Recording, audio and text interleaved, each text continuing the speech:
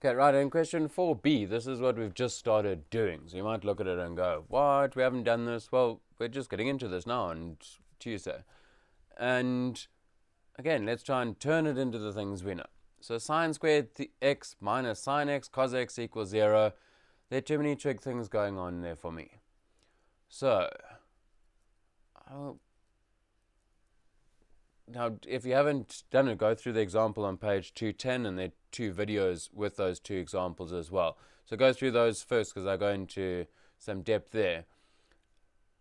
And those videos on under today's tab. But sine squared x minus sine x cos x equals 0. Now we know how to solve things like we've just done. Cos of something equals something, or sine of something equals something. We don't know how to solve things that are sine squared x minus sine cos. Okay, but when you look at that equation, does anything kind of stand out that you might be able to do? Okay, so if you haven't, I wish you had a branching point. You're like, yes, I know what to do, get to the next step. Or, no, like, what stands out? Well, I see a sine squared x and a sine x. So I see sine x, and it equals 0. Oh, it's like a quadratic, like an x squared equals 0. So it's like if you had some sort of question that went b squared minus bc equals 0. What would you do? What's jumping out at you to try and do here?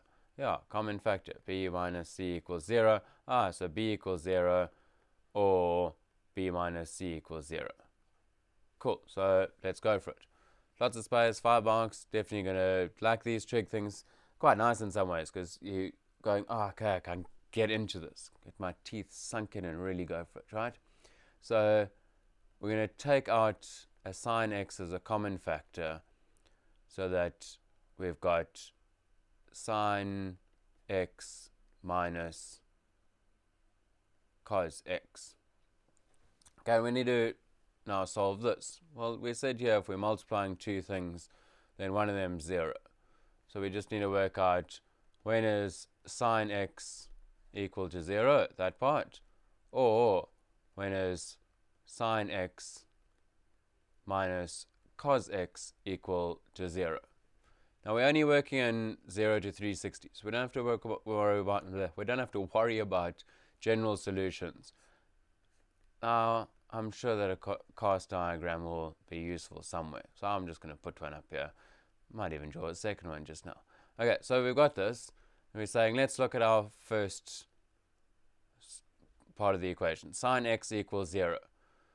So what must x be that when we go sine of it we equal 0? Now I've purposely put the cast diagram together. This tells us when things are positive. Well, sine x isn't positive, so it's not in any of these quadrants. So wait a second. If it's not in one of these quadrants, strictly, so it's on the line somewhere over here. Okay, let's look at something else for reference. We're between 0 and 360. What does sine x look like? Doesn't it look something like that? So we're asking ourselves, when is that graph equal to 0? There it is. And there it is. Ooh, and there it is. So we could do this in a few ways. We could say, let's go shift sine of 0 and it gives us 0. But we're going to feel a bit stuck because we're so used to working in our quadrants and our cars. So let's use this to say, well, there's our quick sketch of what y equals sine x looks like. So for this first part of the equation, x equals 0. Where's halfway? Or x equals 180 or 360. Now, not quite, let's just double check that. Remember, we've got this thing for our confidence. So we're saying that sine of 0 is 0. Sine of 0, okay, cool. You're telling me sine of 180 is 0. Okay, that's looking good. Okay, what about sine of 360? Okay, cool. Well, then we've definitely got 3 of the solutions. And then we've got this other part to go, sine x equals minus cos x equals 0. This looks a bit trickier, doesn't it? I'm going to go through this again in a couple of ways. I'm going to redo this bit and say, let's do that bit in blue. So we're saying sine x minus cos x equals 0. Now this looks a bit trickier because now we've got a sine and a cos. So what are we going to do?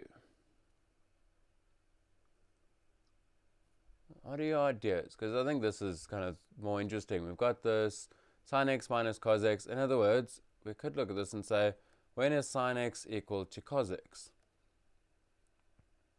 Now that seems a bit more interesting. Make it kind of in two ways. We could go, well, cos x looks like it goes down and then up, right? It's that one. So I won't do that again. Well, okay. So it goes down and then it goes up. So from our graph down here, we can see when are these two equal? Well, over there and over there. Is that enough to go on to say, well, from the graph we can see it from sine x equals cos x? Ideas. Where you might just be watching and going, okay, so what's that next step? That's the point, that we're sitting going, how do we get to that next step? You just try some numbers. Well, sine of, what are interesting numbers? 30. Sine of 30 is a half. Okay, cos of 30, okay, so not that.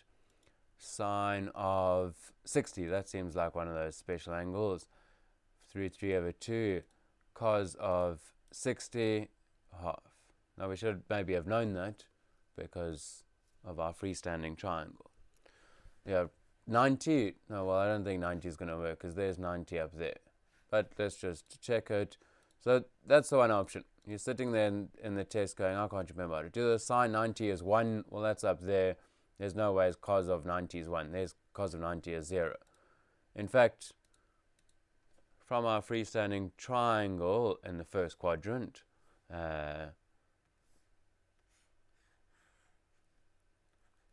if whatever this angle is, so let's say sine of that will be this side. Let's go A, B, C. Sine is opposite over hypotenuse. So then cos of this angle is adjacent over hypotenuse. Just see where this is going. What angle is going to make sine of this?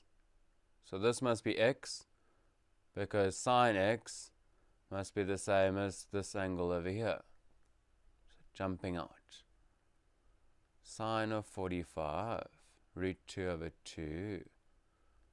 Cos of 45, root 2 over 2. In other words, these two angles must be the same because sine of x is a over c. And that must be the same as cos of x, which is b over c, a over c. It must be a 45, 45. We must have these two sides the same. A and b must be the same, so that sine x is cos x. So in other words, in this case, x must be 45 degrees, because that's where they're both equal to each other. Or we saw there's a second solution, and we can either do this by saying, well, where else, this is 45 degrees over here. Now they're both positive. Where else are they both going to have the same sign? So they both need to be negative. See where their graphs are equal to each other. Well, not here because sine's positive. Here, yeah. Here they're both negative. So if that's 45, then this angle going all the way around is what? And if you're not sure, well, you should be able to say what that angle is.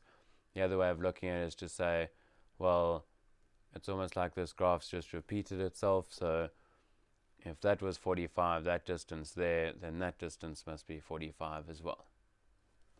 So in other words, x equals 45, or we're going to add 180, right? 225. Not sure, as I said, how you're going to feel in the test, because maybe you go, oh, this and it doesn't work, but we're going sine 225 minus root 2 over 2 cos 225 minus root 2 over 2. So I'm doing it now just to confirm, or sine x minus cos x is 0. And this comes up every so often, this idea of sine x equals cos x, so it's 45. So once you've seen it once, now you've seen it all the time. Okay, so that's that. More marks in the bag, but more learning, yes.